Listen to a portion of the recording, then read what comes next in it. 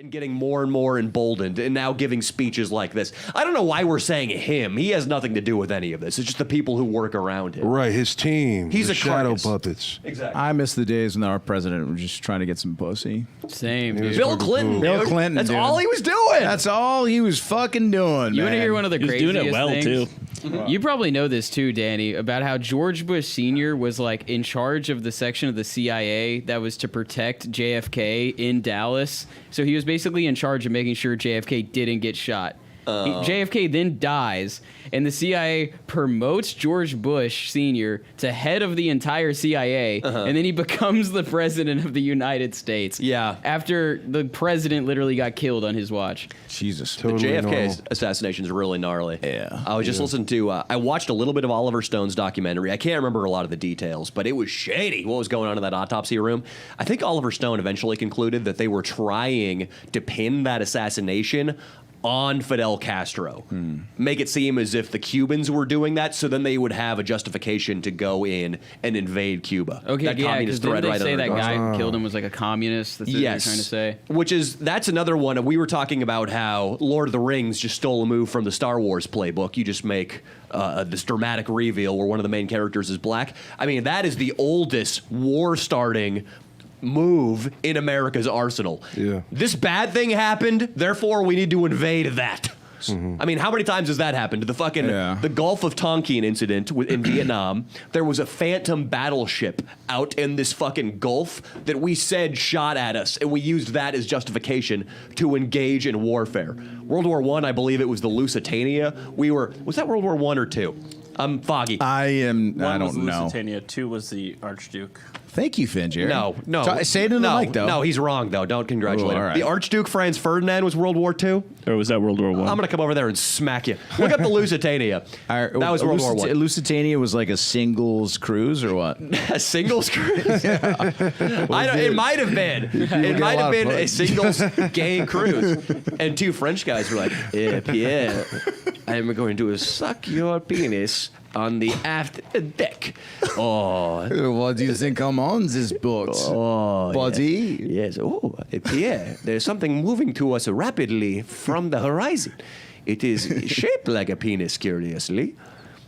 What's right? It got torpedoed. What's the World War I, right? Dude, I would have been a fucking submarine guy, dude. Never see me 1906. smoke. That's when it was launched. But when did it get sunk, asshole? Sorry, Austin, that was uncalled for. Yeah. What was that? 1915, Why were that you would so be World War aggressive? I. Yes. Okay. So what we did is we sent the Lusitania intentionally into German U-boat controlled territory, knowing they would sink it. That sucks. And then, I mean, the conspiracy theory, which I don't think is all that conspiratorial, is fucking 9/11, dude. What do they say? What's the official best conspiracy on 9/11? What do you mean? What is the most likely Most truth? believable? What's the most believable conspiracy that wasn't Osama bin Laden did this? I got one. Let's hear it. I'm sure you do. I know what the strongest evidence was that it was not those two planes that brought down the towers. I don't know exactly the inner workings of like who orchestrated what, who was pulling the strings. King's got it. My macro kind of theory on it is that, it was a controlled demolition of some sort, not those planes. And the Bushes were connected to it. And kind of this shadow government that put the Bushes in power and that the Bushes are servants to, benefited from us taking action in that region in a multitude of ways. And basically it was like a huge organized thing. Like hella people knew about it beforehand. Yeah. You have all these secondhand accounts of people being told like, don't be in a certain area, like way before it happened and shit. There's got to be a good Joe Rogan pod on this, no?